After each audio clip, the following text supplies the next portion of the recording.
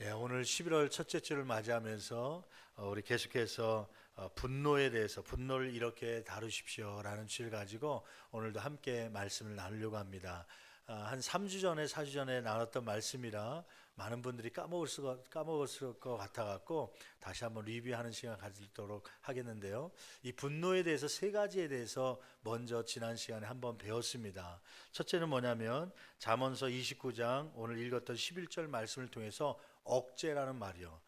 이 분노는 우리가 통제할 수 있는 것이다 라는 것을 우리가 함께 살펴보았죠. 그래서 분노는 다스릴 수 있다. 그래서 다스리기로 결심하는 그런 내용을 보았습니다. 두 번째는 분노의 대가가 항상 따른다고 하는 것이에요.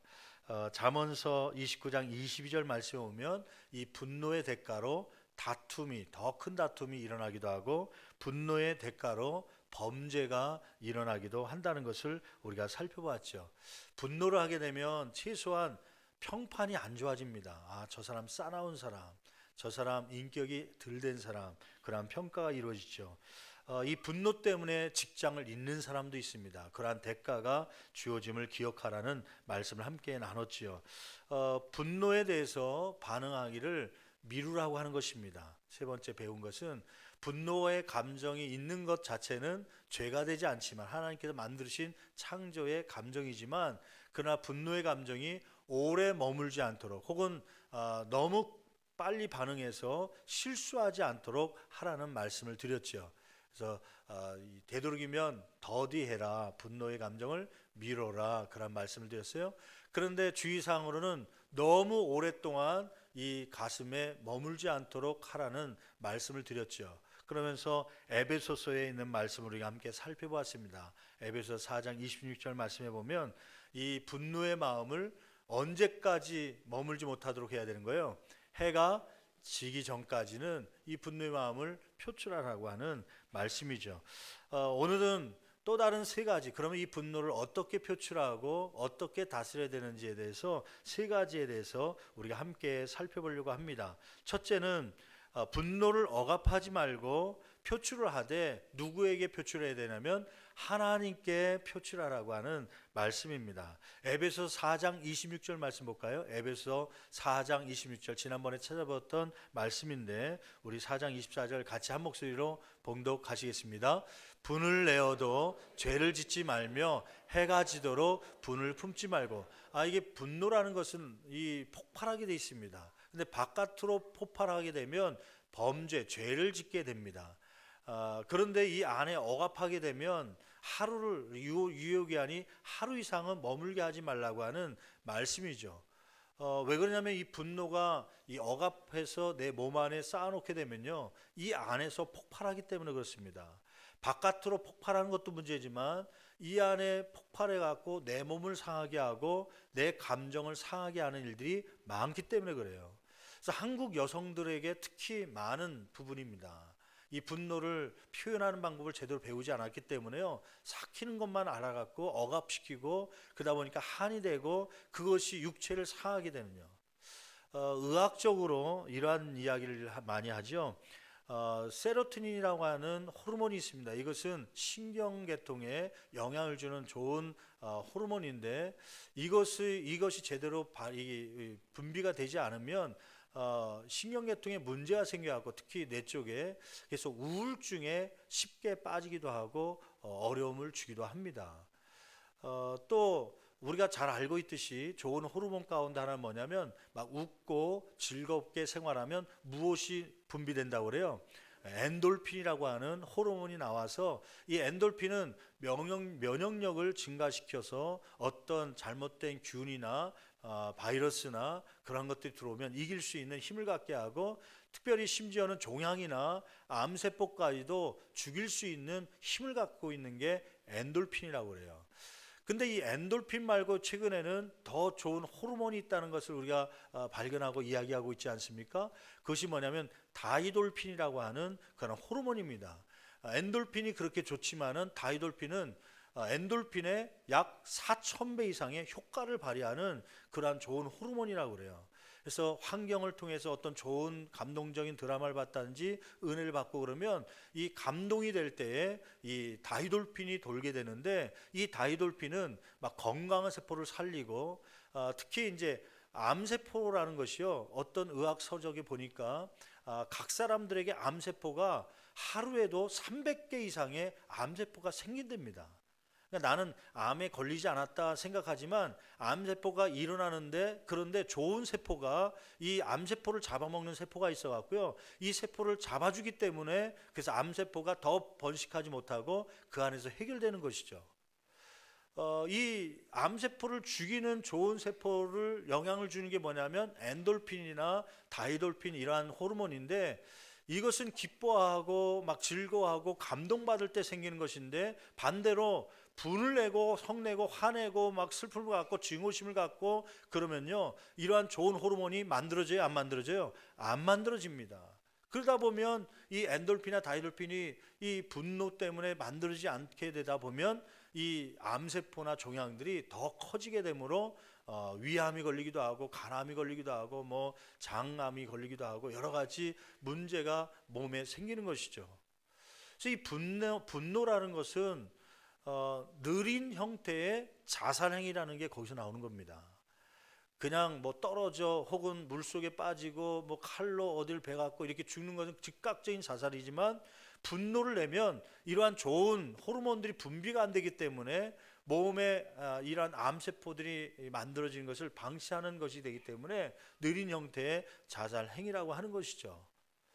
그래서 장경록 목사님이 한번 그런 얘기를 하더라고요.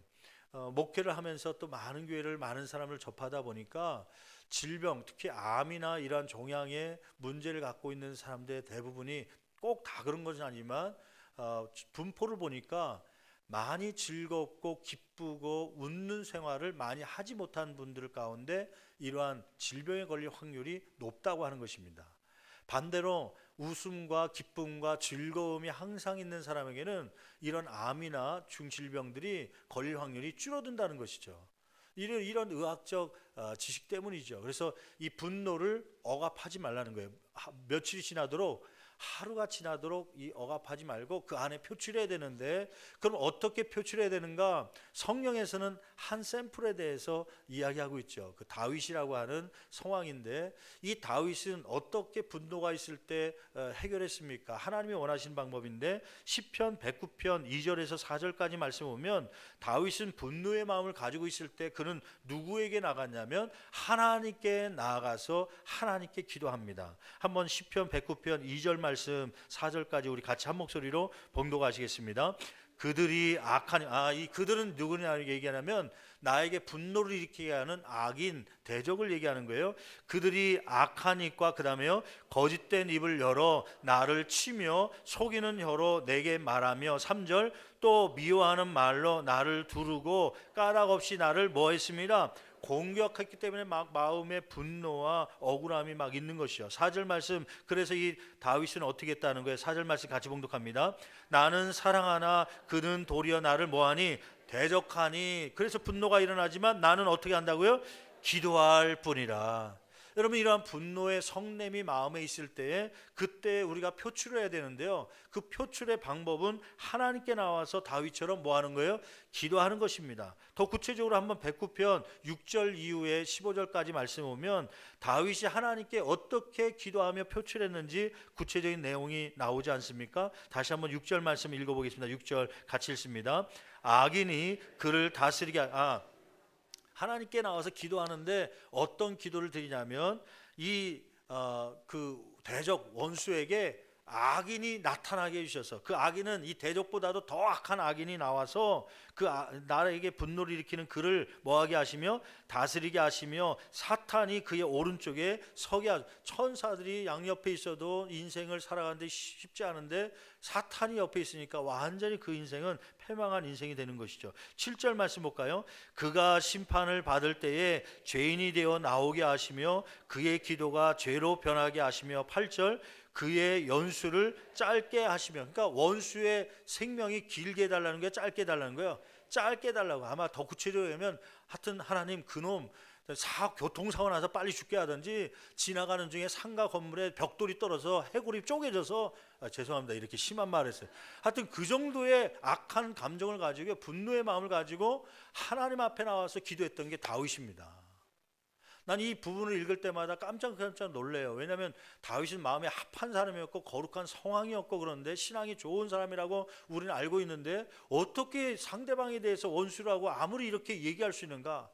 저를 뒤돌아보니까요, 나는 그런 기도 한 적 없어요. 나는 벽돌 떨어져서 지금 머리가 깨지게 해달라는, 난 그런 기도 한 적이 없거든요. 그 사람 빨리 죽게 해달라고, 단명하게 해달라고. 나중에 보면 무슨 기도를 하냐면 그의 자녀가 고아가 되게 하시고, 그러니까 아내도 죽고 남편도 죽어서 자녀들이 고아가 되고, 그 고아들은 유리하며 구걸하는 거지가 해달라고요. 또 11절 말씀은 무슨 내용이냐면, 한번 11절 말씀 같이 읽어볼까요? 11절 한번 자막 한번 띄워주세요. 계속 109편 11절 말씀 같이 봉독합니다. 고리대금 하는 자가 그의 소유를 다 빼앗게 하시며, 하여튼 빚쟁이들이 쫓아와서 빨간 딱지 다 붙이고 하는 밥그릇 하나까지도 다 빼앗기는 그러한 삶이 되게 해달라고. 그 지금 다윗이 누구에게 이러한 것을 기도하는 거예요? 하나님께 막 기도하는 거예요. 심지어는 뭐라고 얘기하냐면 12절 말씀 계속해서 읽어볼까요? 그에게 인애를 베풀 자가 없게 하시며 그의 고아에게 은혜를 베풀 자도 없게 하시며. 혹시 주변에 국민의 마음이 있어서 아유 불쌍하다 그래서 동냥하는 사람이 없도록 그렇게까지 만들어주시며, 그 원수에 대해서 13절 말씀 또 같이 읽어봅니다. 그의 자손이 끊어지게 하시며 후대에 그들의 이름이 지어지게 하소서. 여러분, 혹시 여러분 가운데 내가 막 미워하는 나를 분노케 하는 그 상대방에 대해서 하여튼 그 사람을 죽여주시고, 그 자손들까지 거지가 되게 하시고, 그 자손들 하여튼 대가 끊어지도록 하여튼 만들어 주십시오. 그렇게 기도해 본 적 있는 분 있습니까? 하나님, 그런데도 하나님이 왜 이 다윗을 이렇게 마음에 합한 사람이다, 왜 하나님은 다윗을 이렇게 성왕이라고 칭찬하는지 난 모르겠어요. 근데 우리가 그러한 과정을 거치지 않기 때문에, 하나님께 기도하고 분노를 표출하지 않기 때문에, 그 표출을 어디다 하냐면 사람들에게 하기 때문에 우리는 또 다른 범죄를 저지르고 이 다윗과 같은 사람이 되지 못하는 것입니다. 반대로 이 다윗은 사람에게 이 분노를 표출해서 범죄하는 것이 아니라 그 분노의 마음이 있을 때마다 하나님께 가지고 나와서요, 하나님께 그냥 하고 싶은 욕 다 하는 거예요. 저 사람 죽게 해주시고 거지가 되게 하시고, 하여튼 밥그릇 하나까지도 다 사람들에게 빼앗기게 하시고, 나에게 이런 못된 짓을 했으니까 자손이 대가 끊어져서 아주 씨가 말리게 해달라고. 우리가 들을 때는 무서운 그런 기도를 하나님께 하는 것이죠. 여러분, 사람에게 그러한 말을 하면 우리의 인격이 의심받습니다. 욕을 오히려 더 먹지요. 그런데 오히려 하나님께 하면 하나님께서는 그 이야기를 들으면서 우리의 감정들, 분노의 마음을 어루만져 주시는 거예요. 다스려 주시는 거예요. 나중에 이 다윗이 하나님 앞에 이렇게 기도했는데, 분노의 마음을 가지고 왔는데, 하나님은 그 마음을 어루만져 주셔서 잠잠케 하시죠. 그리고는 그의 삶이 어떻게 되게 만드십니까? 사무엘상 24장 11절 12절 말씀에 보면요, 그는 사울을 2번씩이나 죽일 기회가 있었지만 죽이지 않지요. 사울이 원수였고 나에게 분노를 갖게 하는 대상이었음에도 불구하고 그를 위해서 이러한 기도를 했지만, 그러나 실제적으로 삶 가운데 사울과 대면했을 때는 이 분노의 마음을 표출하지 않고 오히려 하나님께서 그 마음을 어루만져 주시기 때문에 오히려 용서함으로 가까이 대하죠. 한번 사무엘상 24장 11절 12절 이 말씀의 배경은, 이제 다윗이 동굴 속에 숨어 있는데 마침 사울이요 그곳을 지나다가 갑자기 배탈이 났는지, 야 잠깐 화장실 좀 가야겠다고 그래서 화장실이 준비되어 있지 않으니까 굴 속에, 다윗이 들어가 있는 굴 속에 들어갑니다. 그래서 겉옷을 옆에다 놓고 그 안에서 이제 볼일 보죠. 경호원, 너희들은 여기 변을 볼 테니까 가까이 오지 말라. 그래서 바깥에 세워놓고 혼자 있을 때, 그때 다윗과 함께 했던 사람들이 그 광경을 보면서 다윗의 사람들이 얘기합니다. 왕이요, 지금 저 사울 왕이 이렇게 와서 볼일 보고 있는데 저를 왜 찾습니다. 군사가 지키지도 않고 경호원도 없습니다. 이때 우리가 죽였으면 좋겠습니다. 그런데 다윗이 죽이지 않지요. 조용히 가서 그 겉옷의 끝자락을 칼로 베갖고 와갖고요, 나중에 사울이 나갔을 때 굴 앞에 나와서 소리쳐서 이야기하는 내용이 오늘 11절 12절 말씀입니다. 한번 사무엘상 24장 11절부터 우리 같이 한 목소리로 봉독합니다. 내 아버지여 보소서. 이 다윗이 사울을 향해서 얘기하는데 호칭을 뭐라고 부르냐면 아버지여 그러죠. 관계로는 무슨 관계냐면 사울의 딸을 다윗의 이 남편이 아니죠. 아내로 줬으니까 그치 무슨 관계? 다윗에게 있어서는 장인어른입니다. 장인어른. 그러니까 육체적으로는 아버지가 되는 것이죠. 그 다음에 왕이 되기도 하죠. 한번 계속해서 읽어볼까요? 내 아버지여 보소서 내 손에 있는 왕의 옷자락을 보소서 내가 왕을 죽이지 아니하고 겉옷자락만 베었은즉 내 손에 악이나 죄가가 없는 줄을 오늘 아실지니라. 왕은 내 생명을 찾아 해하려 하시나 나는 왕에게 범죄한 일이 없나이다. 12절 말씀 여호와께서는 나와 왕 사이를 판단하사 여호와께서 나를 위하여 왕에게 보복하시려니와 내 손으로는 왕을 해하지 않겠나이다. 그러면서 오히려 용서의 마음을 갖습니다. 여러분 이렇게 분노의 마음이 있었던 다윗을 누가 이렇게 용서의 마음으로 바꾸셨을까요? 하나님이십니다. 여러분 분노의 마음을 가지고 하나님께 표출할 때 하나님께서는 그걸 죄라고 얘기하지 않고요, 오히려 그 마음을 어루만져 주심으로 사람 가운데 범죄하지 않도록 용서의 마음을 가질 수 있도록 그렇게 해주시는 것이죠. 두 번째, 분노의 새로운 패턴을 만들어야 됩니다. 이 오늘 제가 중점적으로 얘기하고 싶은 말씀이 이 말씀이거든요. 좀 주의 깊게 한번 봤으면 좋겠는데요. 분노를 다스릴 때 이걸 안으로 억압하지 말고 표출해라. 그런데 누구에게 표출해라요? 하나님께 표출해야 된다. 두 번째는 분노의 새로운 패턴을 앞으로 만들어가지 않으면 여러분들은 계속해서 이 분노 때문에 괴로워할 것이고 이 분노 때문에 다툼과 범죄함이 계속해서 반복될 것입니다. 이 분노의 패턴은 어떻게 해서 만들어집니까? 여러분 로마서 12장 2절 말씀 먼저 볼까요? 로마서 12장 2절 말씀. 로마서 12장 2절 같이 한 목소리로 봉독합니다. 너희는 이 세대를 본받지 말고, 잠깐만요.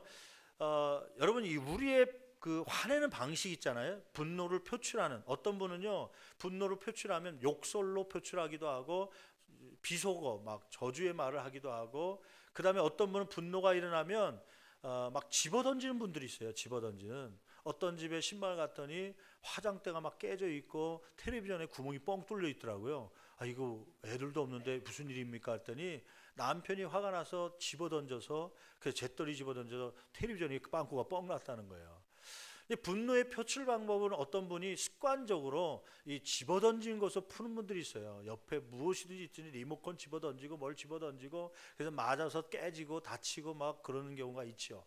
어떤 분들은 폭행하는 분들이 있습니다. 폭행, 때리고 그 폭행을 해야만 이 분노가 표출되는 분들이 있어요. 근데 질문해 볼게요. 이 분노의 표출 방법은 누가 가르쳐 준 것입니까?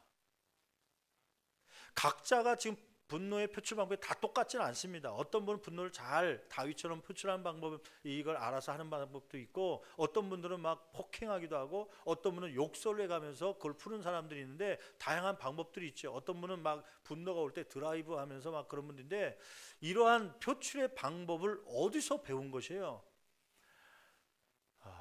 이게 누군가로부터 그 표출 방법을 보았기 때문에 그게 각인됐습니다. 자기도 모르게 각인돼 갖고 학교에서 분노할 때 이렇게 하라 가르치지 않지만 그때 어렸을 때 보았던 것을 그 분노 비슷한 환경이면 나도 모르게 그러한 행동을 하는 것이 거의 90%입니다.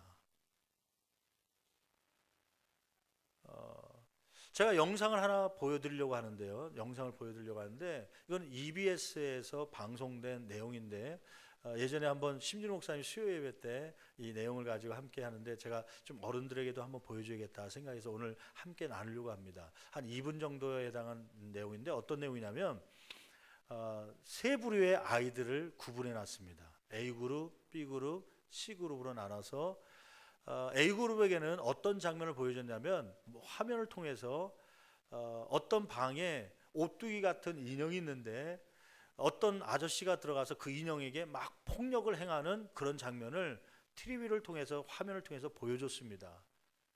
그리고 B라는 그룹에는 똑같은 환경인데 오뚜기 같은 그 장난감이 있지만 이 어떤 아저씨가 들어와서 오히려 그 장난감을 껴안아주고 사랑스럽게 대하는 그러한 장면을 B그룹에 보여줬습니다. 그런 C그룹에다는 무관심하게 어떤 아저씨가 들어가는데 그 똑같은 장난감이 있지만 거기에 신경 쓰지 않고 무관심하게 의자에 앉아서 그냥 딴짓하는 그러한 장면을 보여줬습니다. 그리고 나서 그 똑같은 장소에 이 A그룹의 아이들을 들여보내고 B그룹의 아이들도 들여보내고 C그룹의 아이들도 들여보냈더니 각각 행동하는 것이 다르게 나타났다는 그러한 내용이에요. 한번 우리 영상 한번 준비됐습니까? 한번 영상을 보겠습니다. 다음의 실험을 보시죠. 아이들을 세 그룹으로 나눈 뒤 첫 번째 그룹에게는 인형을 공격하는 모습을 보여줍니다.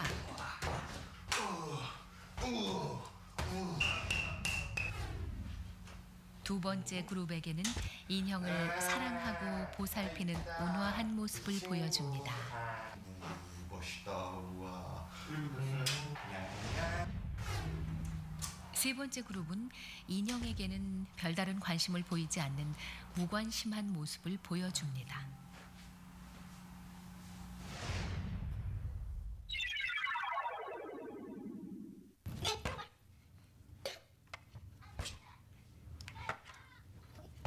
잠시 후 첫 번째 공격 모델을 본 아이들을 똑같은 방에 들여놓자 아이들은 들어오자마자 아까 본 그대로의 모습을 모방합니다.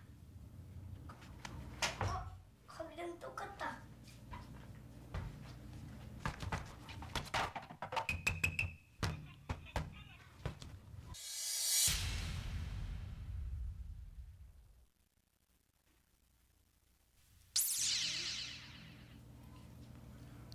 두 번째 친절 모델을 본 아이들입니다. 아이들은 옆에 칼이 있어도 그것을 사용하지 않습니다. 정확히 자신이 본 행동을 그대로 따라합니다.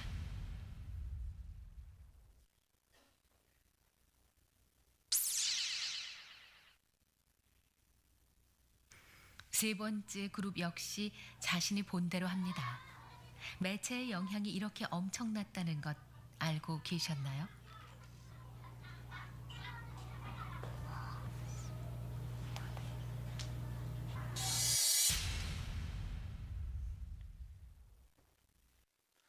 예, 여러분 이 실험 결과들을 한번 보았듯이 자기가 무엇을 보았느냐에 따라서 똑같은 환경 속에 가서 폭력적인 아저씨가 들어와서 폭력적인 행동을 본 아이들은 똑같이 그 장소에 가서 똑같이 폭력을 행합니다.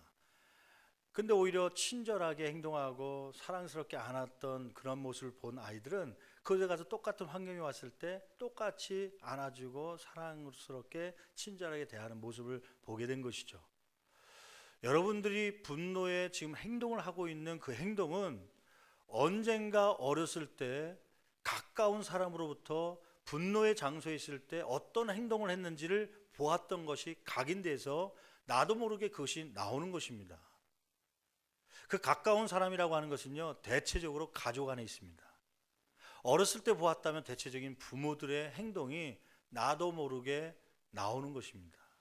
그래서 거의 그런 폭력적인 행동을 하는 사람들의 10명 중에 9은 그 과거에 부모로부터 배웠던 나는 그렇게 살지 않아야겠다고 생각했지만 자기도 모르게 분노는 이렇게 표출하는 것이라고 각인됐기 때문에 그러한 행동을 하는 것이죠. 그런데 거기까지 여러분, 그러면 여러분들이 갖고 있는 것은 부모나 가까운 사람으로부터 그렇게 배움을 받았다고 본다면 여러분의 자녀들은 어떠한 분노의 표출 방법을 가르쳐 주기를 원하십니까? 불행하게도 이 자녀들은 지금까지 여러분의 분노의 표출 방법을 배워왔다는 사실이에요. 그게 더 슬픈 건 아닙니까? 내가 지금 이 분노의 표출 방법을 사실은 이걸 힘들어하고 제어하지 못해갖고 고치지 못해서 힘들어하고 있는데 이것을 자녀들이 그대로 보아서 아내를 때리고 때로는 소리를 지르고 때로는 욕설을 해가면서 분노를 표출하며 사람을 아프게 하는 것을 그대로 닮아간다면 그만큼 불행한 인생이 어디 있겠습니까? 오늘 말씀해 보니까 에베소 말씀의 4장 26절 말씀 보니까 아까 한번 다시 한번 띄워볼까요? 에베소 4장 26절 말씀, 거기 말씀 보니까 뭐라고 나와 있습니까? 로마서 12장 2절, 로마서 12장 2절 말씀이니까 너희는 이 세대를 뭐하지 말고 본받지 말고. 여러분, 그동안 우리의 삶 가운데 보았던 그러한 분노의 표출 방법을 본받지 말고 오직 무엇을 새롭게 함으로 마음을 새롭게 함으로 변화를 받아 하나님의 선하시고 기뻐하시고 온전하신 뜻이 무엇인지 분별하도록 가라. 여러분, 생각은 감정을 갖게 합니다. 감정은 행동을 낳습니다. 로마서 12장 2절 말씀은 무엇을 얘기하냐면 행동을 변화시키려면, 더 구체적으로 얘기하면 분노의 잘못된 표출 방법을 변화시키려면 첫째로 해야 될 것이 있다. 그것은 뭐냐면 무엇을 새롭게 하라는 거예요? 마음을 새롭게 하여 변화를 받지 않으면 행동이 변화되지 않는다고 하는 것입니다. 그래서 먼저 생각을 바꿔야 된다고 하는 말씀이죠. 분노를 다루는 새로운 방법, 이 패턴을 바꿔야 되는데 여러분이 그동안 부모로부터 보았던 혹은 주변의 사람들로부터 보았던 표출의 방법을 이제는 그 세대를 본받지 말고 이제는 내 생각을 바꿔서 어떤 것으로 바꿔야 되는 것이에요? 하나님의 생각으로요. 여러분 그 잠언서 22장 24절 25절 말씀 보고 잠깐 이제 하나님의 마음을 살펴볼 텐데 잠언서 22장 24절 25절 같이 한 목소리로 봉독합니다. 노를 품는 자와 사귀지 말며 울분한 자와 동행하지 말지니 25절 그의 행위를 본받아 내 영혼을 올무에 빠뜨릴까 두려움이니라. 여러분 노를 품는 자와 가까이 하지 말라는 것이에요. 울분한 자와 동행하지 말라는 것이에요. 왜냐하면 그 행위를 본받을 수 있기 때문이에요. 그래서 요즘 교육상 아이들에게 폭력적인 드라마나 폭력적인 어떤 영화들을 보지 않게 하는 것이 참 중요하다고 그러잖아요. 게임도 전자게임도 보면 폭력적인 전자게임들이 있습니다. 요즘에 아이들이 그냥 뭐 싸우고 다투고 그런 게임만 하는 게 아니라 막 총을 들고 막 쏴가면서 피를 흘리는 그런 장면들을 많이 게임 중에 보게 되거든요. 심지어는 몸통 쏘면 그거 별거 아닙니다. 어디를 맞춰야 되는 거예요? 총으로 헤드샷. 난 헤드샷이 뭔가 했더니 총으로 머리를 관통하면 그 헤드샷인데 막 피가 철철 흐르면서 그냥 죽는 것이죠. 그러면 점수가 높이 올라가고 애들은 환희를 느끼고 그러한 것을 보고 듣고 자란 아이들이 나중에 분노의 순간에 어떤 것을 모방하게 되는 거예요. 그러한 폭력적인 것을 보고 행하게 되는 것이죠. 성경은 뭐라고 얘기하냐면 노를 품는 자, 울분한 자와 동행하지 말라. 그것을 보지 말라는 것이죠. 행위를 본받아 네 영혼을 올무에 빠뜨릴까 두려움이라. 여러분 혹시 여러분들 가운데 부모 세대의 분노의 잘못된 표출을 행함으로 인해서 내가 잘못 살았다고 생각하는 분들이 있다면 이렇게 하면 좋을 것 같아요. 물론 하나님께 첫째는 회개 기도를 하시고 다음 세대가 그를 보고 똑같이 따라할 테니까요. 이 아이들에게 어느 정도 성장했는지 모르지만 결혼했을지도 모르고 그 자녀들이 지금 중고등부 다닐지 모르지만 이 아이들을 찾아가십시오. 그리고서는 자신들이 그 아이들에게 보여줬던 잘못된 분노의 표출 방법이었음을 고백하고 용서를 구하십시오. 그래야 이 아이들의 생각 속에 이것은 잘못되었던 거구나 하고서 지우개로 그 생각을 지워버릴 수 있는데 이것이 그냥 무마하고 그냥 지나가 버리면요, 이 아이들은 아까 얘기한 대로 그대로 그것을 보고 자란 아이들이 똑같이 행동하게 돼 있습니다. 때렸던 남편, 그 아들 같은 성을 갖고 있는 이 아들은요, 나중에 결혼하면 아내를 똑같이 때릴 가능성이 많지요. 그걸 보아왔기 때문에요. 근데 여러분, 나는 맞고 자란 여자기 때문에 나는 괜찮겠지? 아니요. 딸들 중에 그러한 딸이 있어요. 상담하다 보면 남편으로부터 분노의 마음을 가졌을 때, 남편이 분노할 때 남편이 나를 때려야지만 속이 풀리는 그런 감정을 갖고 있는 자녀들이 있습니다. 왜 그렇습니까? 그걸 보아왔기 때문에 그래요. 엄마 세대, 부모 세대에 아빠가 분노할 때 때리고 엄마는 울고 있는 장면을 봐왔기 때문에요. 내가 분노를 준 기억이 있으면 그 분노 때문에 남편이 화났으면 나를 때리겠지? 근데 왜 안 때려? 때릴 때까지 기다리는 거예요. 그러지 않으면 불안한 거예요. 때려야 속이 편한 거예요. 내가 이제 그 문제를 해결했다라고 생각을 하는 것이죠. 그것조차도 사과를 해야 되는 것이죠. 이것은 잘못된 거였다는 걸 아이들에게 알려줘야 이 아이들의 그 생각 속에서 이걸 지우게 되는 것입니다. 그러면 무엇을 이 아이들에게 그 다음에 심어줘야 됩니까? 세 번째 단계인데, 여러분 셋째로 하나님의 도우심을 의지하십시오. 화를 표출하는 잘못된 화를 갖고 있는 혹은 분노를 갖고 있을 때 하나님께서 우리를 도와달라고 먼저 기도하는 것이죠. 여러분 로마서 15장 5절 말씀은 이렇게 기록하고 있습니다. 로마서 15장 5절 같이 한 목소리로 봉독합니다. 이제 인내와 위로의 하나님이 너희로 그리스도 예수를 본받아 서로 뜻이 같게 하여 주사. 거기 중요한 단어가 있는데 하나님을 소개하는데 거기에 두 단어를 사용했습니다. 하나님은 어떤 분이라고 소개하고 있습니까? 인내와 위로의 하나님이십니다. 여러분 우리가 행동을 고치려면요 행동은 쉽게 고쳐지는 게 아닙니다. 누가복음 6장 45절 말씀 볼까요? 누가복음 6장 45절 말씀 보면 마음에 무엇이 들어있냐에 따라 입 밖으로 나오는 것입니다. 여러분 누가복음 6장 45절 같이 한 목소리로 봉독하겠습니다. 선한 사람은 마음에 쌓은 선에서 선을 내고 악한 자는 그 쌓은 악에서 악을 내나니 이는 마음에 가득한 것을 입으로 말함이니라. 여러분 분노의 표출이 잘못된 행동을 고치고 싶다면 무엇부터 고쳐야 되냐면 마음부터 고쳐야 행동이 변화되는 것이에요.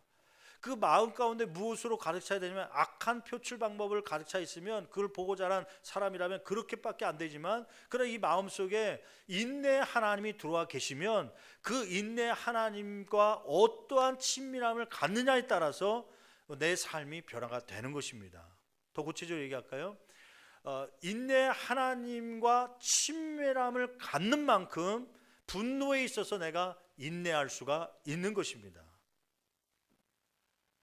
하나님이 어떠한 마음을 갖고 있는지를 아는 사람은요 이 분노의 순간에 그 하나님을 닮아서 행동하려는 모습이 나오죠. 왜냐하면 마음에 무엇이 가득 찼냐에 따라서 그 입 밖으로 행동으로 나온다고 성경 말씀이 기록되고 있기 때문이죠.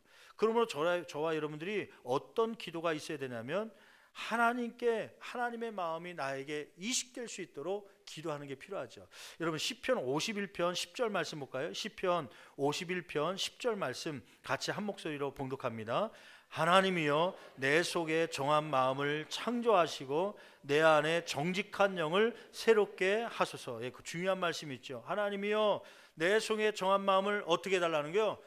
그 전에 이미 창조해졌지만 그것이 다 무뎌지고 부패해지고 상해 있는 마음을 다시 재창조해달라는 것이에요. 새롭게 해달라는 것이에요. 누구의 마음으로요? 하나님의 마음으로 이식시켜달라는 것입니다. 그래야 내 분노의 감정들을 하나님이 원하시는 대로 내가 표출할 수가 있기 때문입니다. 과거의 부모로부터 보았던 것 혹은 드라마나 영화나 어떤 게임으로 통하여서 보았던 분노의 표출 방법을 지우려면 하나님의 마음이 더 크게 들어와 있어야 하나님과 친밀함을 갖고 있어야 이러한 것을 다스릴 수 있는 능력이 우리 가운데 생기는 것이죠. 제가 결론적으로 이야기하면서 제가 지난 한 주간에 저의 삶 가운데 이 비슷한 일들이 있어서 예화로 들면서 함께 나누려고 합니다. 지난 한 주간에 저에게도 분노의 시간이 있었습니다. 무엇 때문에 이번엔 분노했냐면요, 자녀 때문에요. 자녀 중에 한 자녀가 있는데 얘가 하루는 그 선생님으로부터 문자가 왔어요. 학부모님께 아이가 학교에서 핸드폰을 사용했기 때문에 그래서 아이의 핸드폰을 잠시 압수했습니다. 혹시 부모님 모르실까 봐 알려드리고 혹시 답답할지라도 좀 며칠만 참아주시고 며칠 후에는 돌려드리도록 하겠습니다. 그런 문자가 왔어요. 이놈이 학교에서 왜 핸드폰 사용하지 못하게 했는데 사용했나. 이제 이 아이를 불렀죠. 그래도 분노를 즉각적으로 표출하지 말라니까 그나마 자제를 하고 그리고 이 아이를 불렀습니다. 야, 너 이런 문자가 왔는데 이거 어떻게 된 거냐. 이 아이가 갑자기 아빠 내가 잘못한 건 아닌데 나는 그냥 학교 가서 그 페이스북 이제 선생님이 페이스북을 한 걸로 오해했다는 거야. 자기는 이제 등교하면서 걸어가다가 페이스북을 하면서 갔는데 학교 앞에서 끄고 있다가 갑자기 수업 전에 엄마 생각이 나서 엄마한테 전화하려고 딱 그 패턴을 풀어서 암호를 풀어서 딱 첫 화면이 나왔는데 그게 페이스북 화면이 나왔다는 거예요. 근데 그때 마침 선생님 딱 보고 이놈아 너 왜 페이스북을 하냐 그러면서 그 핸드폰을 뺏어갔다는 거예요. 자기는 억울하다는 거예요. 자기는 엄마한테 전화하려고 그런 것이지 페이스북 이런 SNS 하려고 게임이나 이런 거 하려고 킨 게 아니라고 막 항변을 하는 거예요. 근데 얘기를 들어보니까요, 이 아이의 말이 맞는 것 같지 않아요. 왜냐하면 아니 암호를 풀었는데 페이스북이 그 순간적으로 딱 떴는데 그때 선생님이 어떻게 그걸 또 딱 보고, 그걸 생각해 보니까 이 아이가 학교 가서 한 번도 엄마한테 전화한 적이 없거든요. 근데 무슨 전화했다고, 분명히 얘가 그 전에부터 계속 거짓말을 자주 했던 아이인데 또 거짓말을 하는 것 같아요. 분명히 아빠는 그 직감이 있잖아요, 자녀에 대한. 이놈 또 거짓말 하는구나, 이거 고쳐야겠다 생각하고, 그래서 이제 반성문을 써오라고 그랬죠. 반성문을. 너 거짓말하는 것 같은데 반성문 써라. 근데 반성문 써왔는데 똑같이 그렇게 써온 거예요. 자기는 억울하다는 거예요. 너 아빠한테 뭐 숨긴 건 있지? 똑바로 얘기해. 매를 들면서 이제 얘기했죠. 그랬더니 이놈이 눈물을 뚝뚝 흘리면서 너 아빠 얼굴 똑바로 쳐다보면서요, 아빠는 왜 나를 믿어주지 않냐고 막 그러는데요. 감이 있잖아요, 얘가 지금 거짓말 하는 것 같다는. 그래서 그냥 너 똑바로 얘기해라 막 다그쳤더니 한 10분 정도 막 그것 때문에 옥신각신하는데, 얘가 나중에는 마다못해 얘기하는 거예요. 사실은. 근데 이제 물어봤죠. 너 이 시간이 언제냐 그랬더니 8시 한 40분 가까이 돼서, 너 8시 30분까지 등교하는 거 아니야? 40분에 어디 있었는데 친구 교실 문 앞에서 이렇게 핸드폰을 엄마한테 전화. 야, 엄마한테 왜 40분에 네가 전화한 적이 없는데 40분에 왜 갑자기 엄마한테 뭐 준비물 때문에 그러냐? 그것도 아니래. 보고 싶어서. 아니 보고, 네가 한 번도 그런 적이 없는데 무슨 보고 싶냐? 40분에 도대체 뭐 한 거냐? 따지다 보니까 뭐가 걸렸냐면 얘기 안 한 게 있더라고요. 그 뭐냐면 그때 벌점을 지우려고 청소 시간이었는데 청소 안 하고 핸드폰 들고 있으니까 너 왜 청소 안 하냐? 그걸 뺏어간 거예요. 근데 얘는 그것을 싹 감춰놓고, 그리고는 페이스북 때문에 그런 것처럼 아빠한테 억울하다고 거짓말을 하는 것이죠. 열이 나기 시작하더라고요. 분노의 열이. 아까까지 좀 눌렀던 열이요, 이 안에서 슬금슬금 올라오는데요, 너 아빠한테 거짓말을 해? 매를 들기 시작했죠. 근데 거기서 깨달은 게 있었어요. 그것은 뭐냐면, 제가 두 가지 얘기해 볼게요. 어떤 감정 때문에 매를 들었는지 한번 지적해 보십시오. 1번, 거짓말을 습관화하는 이 아이가 앞으로 장래가 문제가 되기 때문에 이걸 고치기 위해서 내가 매를 들었다. 2번, 이놈이 아빠인 나를 뭘로 보고 나를 거짓말 속이려고 해? 이 감정 때문에 매를 들었다. 뭘 것 같아요? 어떻게 그렇게 또 잘하세요? 대체적으로 부모들이 사실은 그 아이에 대해서 사랑의 매를 든다고 하지만 내 감정이 상했기 때문입니다. 나를 무시했기 때문에 그래요. 더 구체적으로 얘기하면 내 자존심이 상했기 때문에 그 아이에게 매를 드는 거더라고요. 그때는 몰랐죠. 그때는 막 분노가 일어나서 너 거짓말을 해? 그러면서 막 매를 들고 이 아이가 울면서. 근데 나중에 끝나고 나서 생각해 봤죠. 이 말씀을 묵상하는 가운데 생각을 봤죠. 내 분노에. 근데 여러분, 이런 게 있더라고요. 그 아이를 매를 드는데 제가 어떤 패턴을 사용하냐면, 아이를 엎드려 뻗쳐시킵니다. 너 엎드려 뻗쳐. 이것 봐라, 빨리 엎드려 뻗쳐. 얘는 맞을까봐 안 엎드리려고 그러죠. 그럼 막 억지로 엎드리죠. 그러고서 죄송하지만 이제 엉덩이를 때리는 거예요. 그 패턴이 어디서 왔을 것 같아요? 원로 목사님 안 계시니까 내가 마음껏 얘기하는 거예요. 저 어렸을 때 아버지가 그렇게 우리를 교육시켰어요. 아버지도 똑같이 내가 생각해보니까 내 감정이었던 것 같아요. 여러분들이 대답하듯이 아마 대체적으로 부모들이 이 아이의 장래보다도 사실은 내 자존심이 상했기 때문에 그래서 이 매를 드는데, 아버지가 우리를 혼낼 때마다 다 엎드려 뻗쳐 시키고, 그때는 빗자루 혹은 제일 많이 사용했던 게 연탄 집게. 연탄 집게 갖고 와 그래갖고 연탄 집게로 엉덩이를 때리는 경우가 있었어요. 어느 날 내가 보니까 그 패턴을 사용하고 있더라고요. 여러분, 아까 그 영상을 통해서 보여줬던 그 분노의 표출, 자녀들에게 분노의 표출이 나도 모르게 내가 배운 건 아니었는데 어느 날 보니까 아빠가 나를 다뤘던, 분노할 때 나를 다뤘던 그 방법을 나도 모르게 하고 있는 거예요.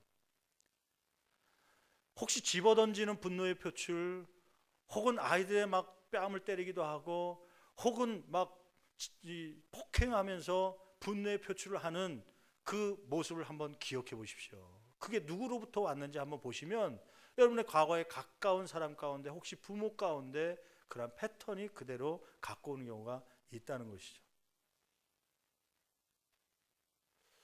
그러면 이 아이는 분명히 자라서 어떤 패턴을 따라갈 것 같아요?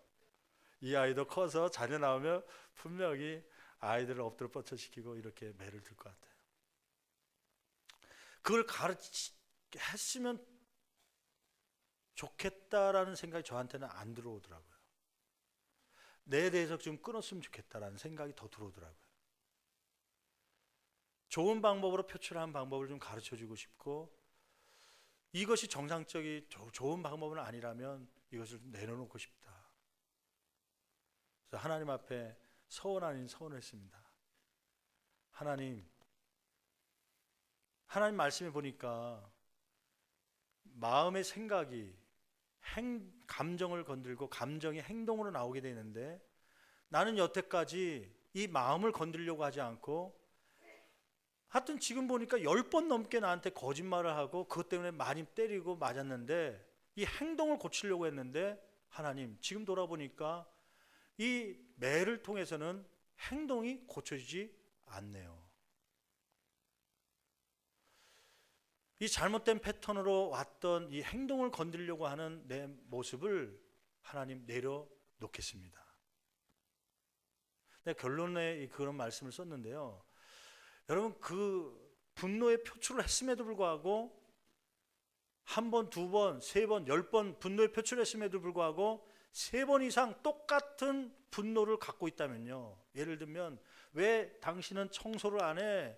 그 청소하는 것 때문에 똑같이 3번 이상을 분노했다면 그것은 환경에 내가 분노를 표출한다 해서 변하지 않는 것입니다. 그 환경 가지고 분노를 해봐야 더 이상 변화가 없고 오히려 관계에 어그러짐만 생기는 것입니다. 당신은 왜 맨날 쓰레기 봉지를 보면서도 가지 않는가? 왜 아기를 돌봐주지 않는가? 가정에 왜 도와주지 않는가? 그 문제 때문에 계속 싸워오잖아요.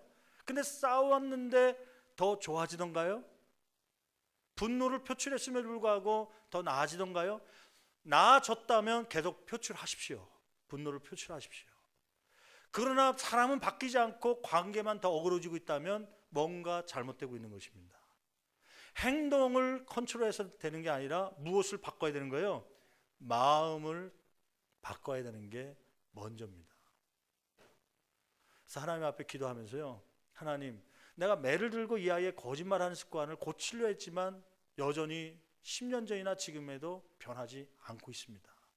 하나님, 이 잘못된 생각을 내려놓고 이제는 이 아이의 마음을 터치하기 원합니다. 그러면서 이제 그날부터 어저께 저녁에 아이들하고 성경 필사를 또 한 거예요.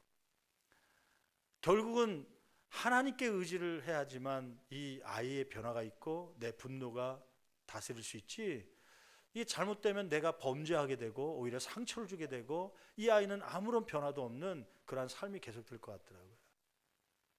그래서 아이들하고 필사를, 이제 우리가 가족 초청주의를 가지면서 한 달 넘게 출애굽기 필사를 하자 그래갖고 이제 지나왔는데, 우리가 이제 거의 필사를 하는데 좀 남은 부분이 있어갖고요. 그래서 어저께 저녁에 야, 다 모여, 그래서 애들하고 거실에서 텔레비 끄고 이제 필사를 하기로 하고 이제 필사를 했죠. 각자 분량이 있었거든요. 너는 이제 초등학생이니까 한 4장 정도만 써라. 너는 중학생이니까 한 6장 써라. 너는 고등학생이니까 8장 써라. 아빠 엄마도 이렇게 쓰겠다. 그러고서 이제 각자 분량이 있어서 막 쓰는데요. 근데 재밌는 사실이 있더라고요. 어떤 사실이냐면, 런닝맨을 보고 막 개그 콘서트 보면서 야, 아빠 목마르는데 물 좀 떠와라. 그러면 아, 왜 나만 시켜요? 왜 쟤는 안 시켜요? 짜증내고 불평하던 애들이요, 갑자기 기침을 컬럭컬럭 했더니 한 애가 벌떡 일어나더니, 그러더니 냉장고 가서 물을 떠더니 아빠 이거 드시고 싶으세요? 그러면서 물을 갖다 주는 거예요. 이게 말씀이 들어가니까 가정 안에 분노와 다툼이 사라지게 되고 평화가 오더라고요, 마음 가운데. 애들도 아빠 이 단어는 무슨 뜻이에요? 물어보기도 하고, 하나님의 여호와 혹은 여호와가 이르시되 막 그런 말씀을 쓰면서 마음 가운데 평화가 오면서 서로 간에 배려하는 마음들이 생기는 그런 모습이 1시간 동안 이루어지더라고요. 한 2시간 동안 필사를 하는데 아이들이 변화되고 있다는, 이것이 하루 1시간이 아니라 2시간이 아니라 일주일에 계속 반복된다면, 이러한 하나님의 말씀과 생각이 이 아이들에게 1년 동안 주어진다면 이 아이들의 생각이 바뀌게 될 것이고 행동이 바뀌게 될 것이고 삶이 변화되게 될 줄 믿습니다. 아멘. 여러분, 오늘 말씀 가운데 여러분 분노의 표출이요, 분노의 표출을 바꾸려면 인내 하나님과 친밀해지십시오. 분노 속에도 인내할 수 있는 능력을 하나님께 의지하십시오. 인내의 대상자를 내가 행동을 고치려고 해봐야 안 고쳐진 것이라면요, 하나님께 구하십시오. 하나님의 말씀이 그의 마음을 터치할 수 있도록 하시고 그의 삶이 변화될 수 있게 도와달라고 기도하십시오. 그러고 나니까 오히려 마음에 평안이 있는 거 있죠. 가정 안에 아이들도 평안해지더라고요. 여러분, 이러한 삶으로 인도함 받는 저와 여러분 되기를 간절히 축원합니다. 사탄은 한 사람을 망치려 할 때 가장 먼저 화를 돋운다라는 그러한 말이 있습니다. 분노를 통하여서 사탄은 틈타게 되는 것이죠. 여러분, 이 분노를 다윗처럼 잘 다스리는 귀한 한 주간이 되기를, 또 우리의 일평생이 되기를 간절히 축원합니다. 축원합니다. 기도하시겠습니다. 오늘 말씀을 기억하면서요, 여러분, 지난 한 주간에 무엇 때문에 분노를 했습니까? 그 분노를 즉각적으로 표출하는 것도 문제지만 억압하는 것도 문제입니다. 하나님은 하루가 지나기 전에 표출하라고 얘기하는데 다윗처럼 하나님 앞에 나와서 표출하기를 원하는 것이죠. 상대방에게 욕하고 싶은 것, 저주하고 싶은 것, 그렇게 되기를 원하는 것 다 하나님께 쏟아 부으십시오. 그런 과정 속에 하나님은 여러분의 마음을 어루만져 주실 것입니다. 오히려 복수의 마음을 용서의 마음으로 바꿔 주실 것입니다. 그 행동 때문에 계속 분노하고 있습니까? 그 행동을 컨트롤한다고 해서 되는 것이 아니라 그 마음이 바뀌어야 되는 것입니다. 분노의 환경을 바꾸려고 하는 분노가 아니라 하나님께 맡기며 의지할 수 있는 우리의 삶이 되게 도와달라고 시간 다 주여 세 번 힘차에 치며 간절하게 부르짖어 기도합니다. 주여